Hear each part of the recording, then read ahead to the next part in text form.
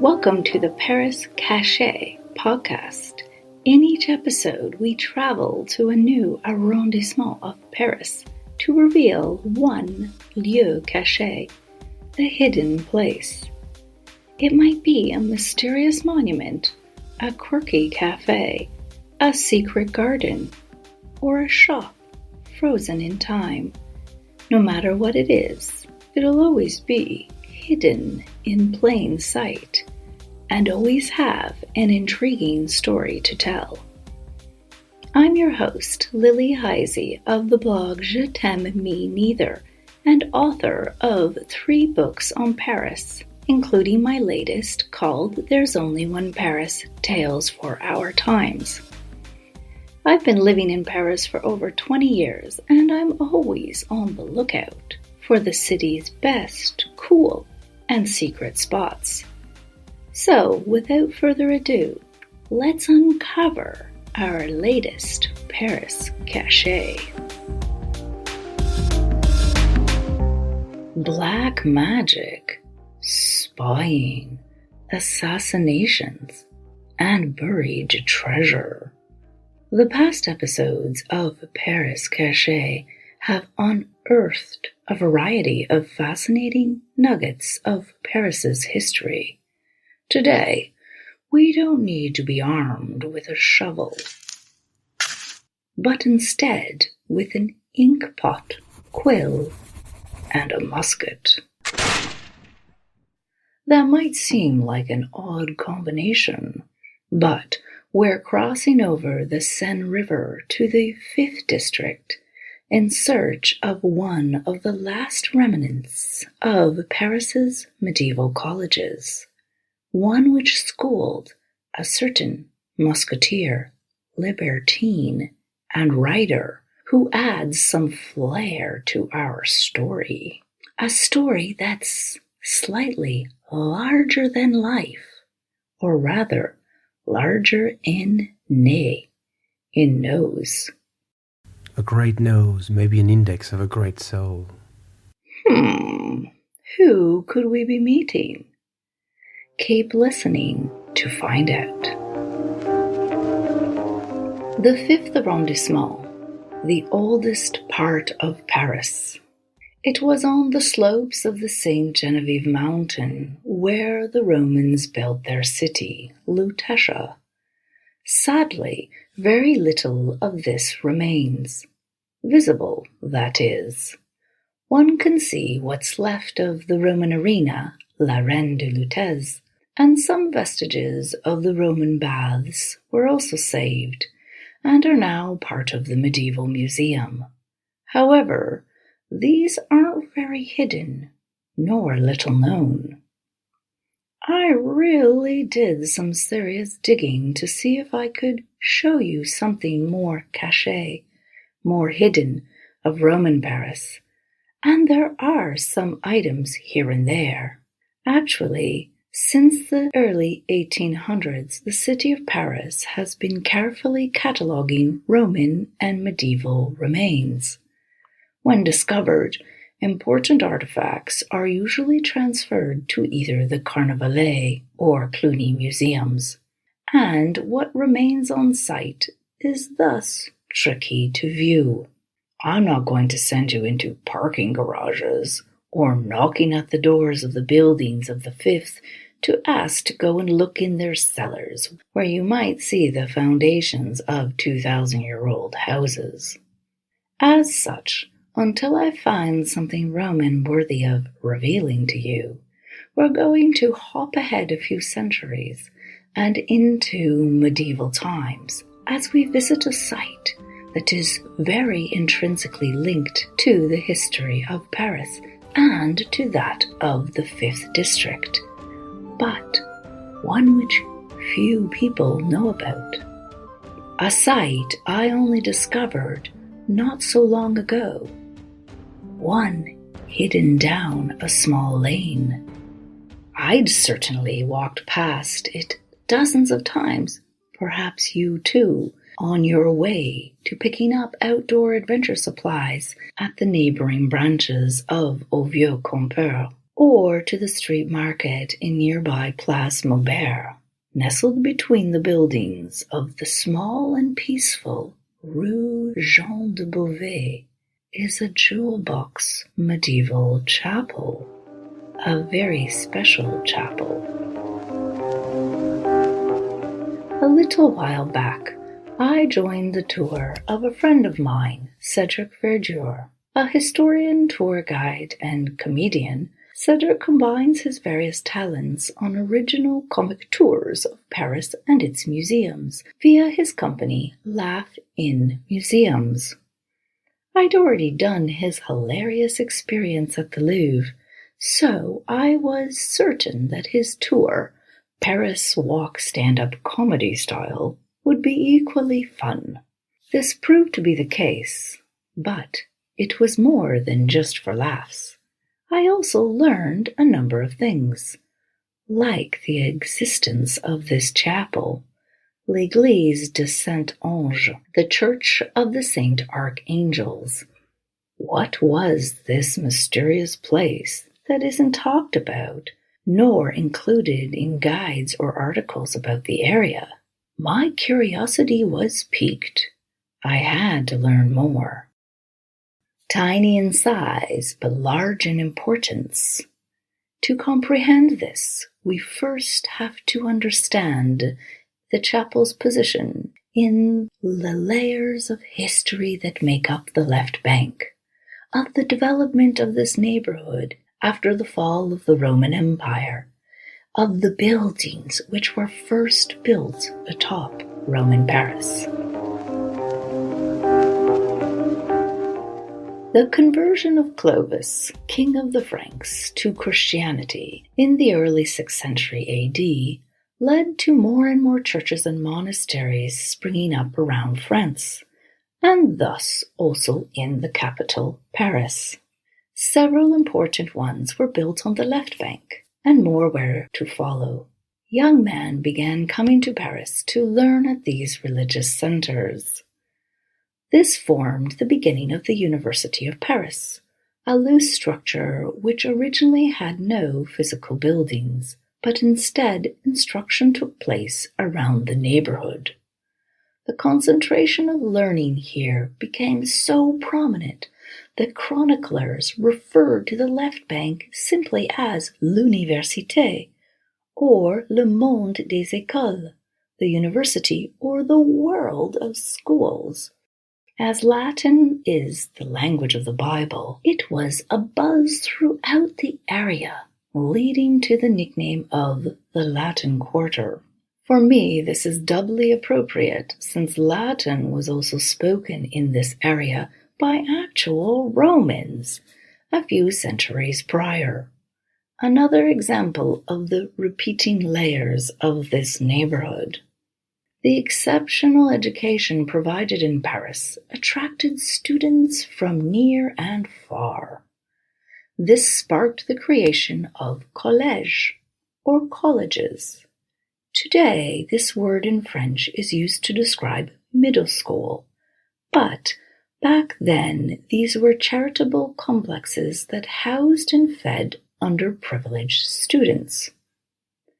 Generally established and supported by wealthy benefactors, including royalty, aristocrats, and well-to-do clergymen, the first college in Paris was founded in 1180 by an Englishman, actually, a merchant called Hoste de Londres, who bought a building near Notre Dame to house 18 students, and thus it took on the name of Le Collège des 18, or the College of 18. Shortly afterwards, in 1200, King Philippe Auguste officially recognized the University of Paris, still with no permanent roof over its head, a move which was seconded by Pope Innocent III in 1215. Other colleges were quick to populate the area spanning from the Seine up to where the Pantheon stands today. Convent colleges, founded by specific monastic orders, like the Cistercians or Dominicans, also appeared. adding to the mix were colleges set up by certain countries to house their nationals in Paris. Denmark and Sweden were among the first. Later on, these were followed by the likes of Scotland and Ireland. In her will of 1305, Jeanne de Navarre, the Queen of France at the time, allotted funds to create a college to house students from her native Navarre, a former kingdom on the border of France and Spain. Her intent was to not only provide accommodation, but also lessons on site. Ahead of her times, Jeanne was the first in France to have such a goal. However, it was not achieved until later in the century. By the mid-1300s, there were over 40 colleges on the left bank, solidifying its designation as the world of schools. Wanting to keep a better eye on these learning establishments, King Charles V, whom we've met in previous episodes of the podcast, placed the colleges under royal control. Perhaps this was a suggestion made to him by his chief advisor, Jean de Dormont, the Bishop of Beauvais, who also founded in turn his own college in 1370, called the Collège de Beauvais, or the Collège Dormont Beauvais. To build his college, Dormont acquired a plot of land adjacent to the street which now bears his name, located between what is now Boulevard Saint-Germain and Rue des Écoles, School Street. He hired Raymond du Temple, the official architect of the king, who also worked on the Louvre and the Château de Vincennes. From 1375 to 83, Du Temple created one of the largest civic buildings in all of Paris. Of particular note were the building's impressive spiral staircase and its chapel. All that's left of not only Dormant's College, but of all the medieval colleges that had existed in Paris. A prestigious church, the first stone was set by Charles V himself. Originally dedicated to Saint Jean or Saint John, a nod to the bishop's first name, the chapel's choir, encircled by delicate stained glass windows, was likely inspired by the marvelous Sainte-Chapelle, built 150 years prior within the castle complex on Ile de la Cité. It was around the time of the Collège de Beauvais' completion that colleges also began providing instruction to students, as wished by Jeanne de Navarre.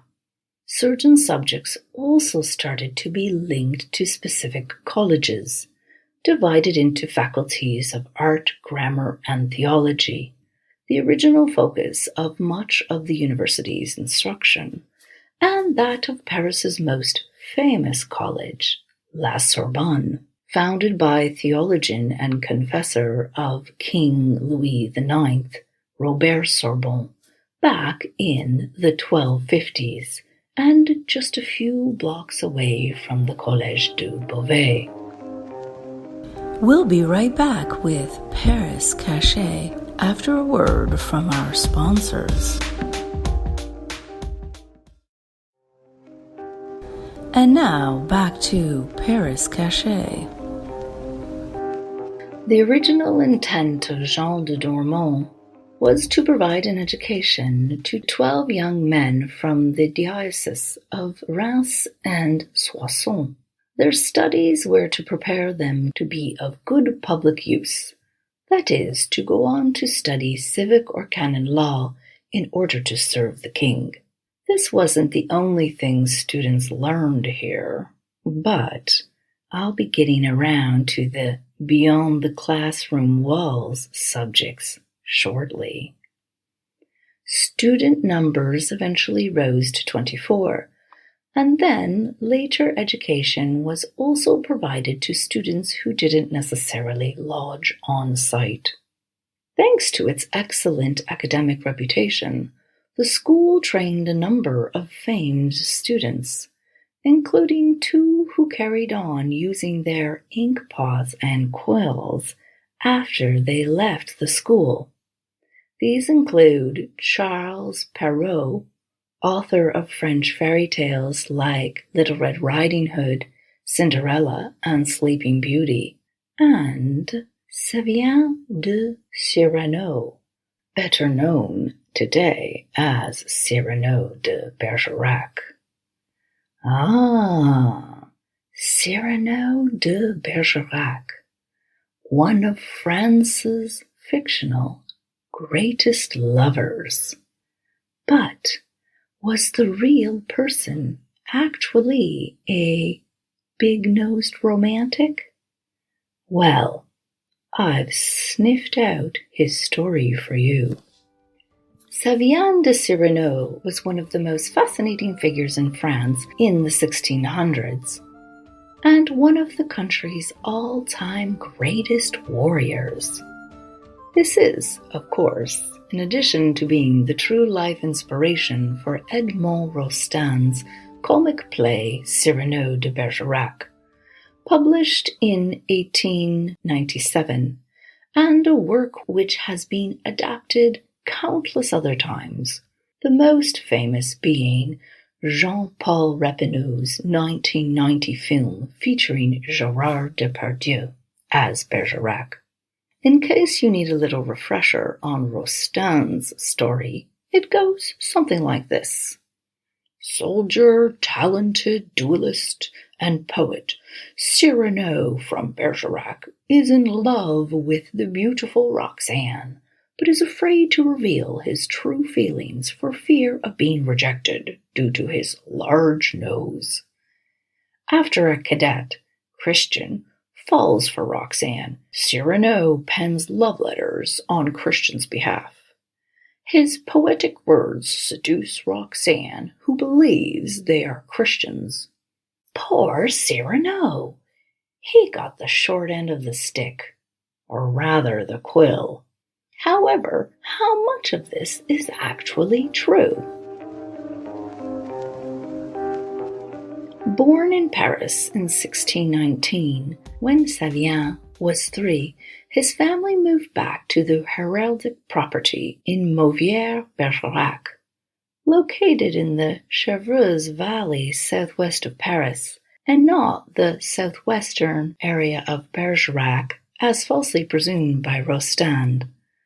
At some point in his early teens, Sévien returned to Paris and began studying at the Collège de Beauvais. Over the course of his time at the college, Sévien picked up some A+ fencing and dueling skills. Another true fact integrated into Rostand's play. It was also around this time that Sévien learned about love, different types of love. A valiant fighter, he was also known for his strong passions and libertine tendencies, and it is thought that he had his first homosexual relationship at age 17. Maybe this is where the love part in Rostand's character was inspired from. Spending much of his time in cabarets, taverns, and other establishments of ill repute, Sévien's father cut off the financial tap when he was 19. Left without an income, he decided to put his combative skills to use in the King's Guard, which is how he is often cited as being a musketeer. Musketeer de la Garde. Musketeers of the Guard were part of an elite fighting company in the military, whose roles involved guarding the king while outside of royal residences. Founded in 1622 by King Louis XIII, they were called musketeers because they were armed with muskets. So musketeers were real, and not only the figment of the imagination of Edmond Rostand or of Alexandre Dumas, the author of The Three Musketeers. Whether or not Sylvain was an actual musketeer, it was certain that he was in the army and was such a gifted fighter that he earned himself the nickname of the Demon of Bravery. Wow! Despite his talent, his army career was short-lived. Within 2 years, he sustained an almost fatal wound to the neck. Oh, ouch! This happened in the Siege of Arras, an episode connected to the 30 Years' War between France and Spain. Upon returning to Paris, he swapped his sword and musket for the quill. He could have written some love letters, as alluded to by Rostand. However, what we do know is that he wrote a number of burlesque plays, one of which, Le Pendant Joué, The Pendant Tricked, was set at the Collège Beauvais. He also wrote one of the first ever science fiction novels, Les États et Empires de la Lune et du Soleil, the comic history of the states and empires of the moon and of the sun, tales of a man traveling into space. Back in the naughty capital, Sylvain returned to his naughty behavior, which is how his reputation as a demon of bravery possibly morphed into a demon of the bedroom. A kiss. When all is told, what is it? An oath taken a little closer, a promise more exact, a wish that longs to be confirmed, a rosy circle drawn around the verb, to love. A kiss is a secret which takes the lips for the ear, a moment of infinity humming like a bee, a communion testing of flowers, a way of breathing in a little of the heart and testing a little of the soul with the edge of the lips. If Sylvain was indeed as romantic as Rostand made him out to be, we may never know.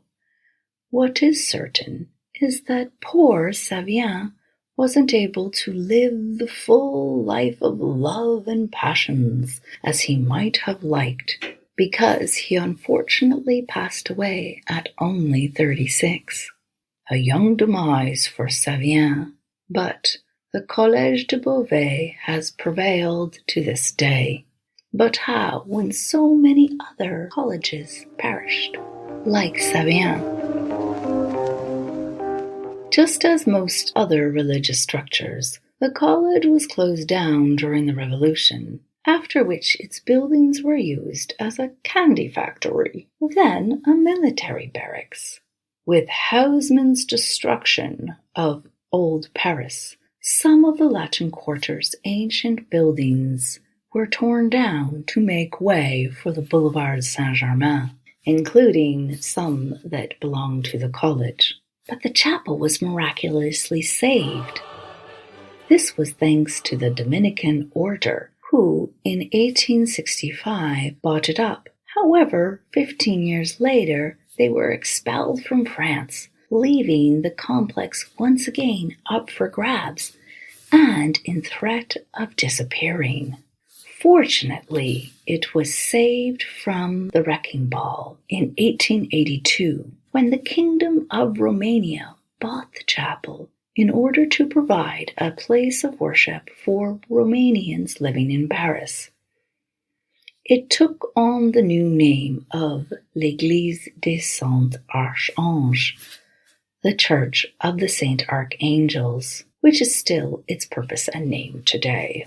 The medieval chapel is still intact. However, when you arrive in front of it, on the little Rue Jean de Beauvais, you will come across something you don't normally see on Catholic churches. Above the door in the tympanum is an Orthodox-style gilded mosaic of the three archangels, Michael, Gabriel, and Raphael. Stepping inside, more iconoclastic decoration, low lighting, and stained glass windows provide a unique and peaceful atmosphere. Some of the church's original stained glass has been moved to the Carnavalet Museum, where the treasure from the past episode is also located. Just another reason to visit this fascinating museum of the history of Paris. The chapel is worth popping into, however, it has slightly odd hours, so check their opening hours online before you go. That said, from the outside, you can still admire the building structure and easily imagine Savien de Cyrano dueling here, perhaps while reciting poetry. In addition to the Église des Saints-Archanges, you can find a few other remnants of the medieval colleges in the area. We'll be right back with Paris Cachée after a word from our sponsors. And now back to Paris Cachée. A few streets over, en rue de Poissy, is one which is more known than our chapel, though not by the masses, le Collège des Bernardins.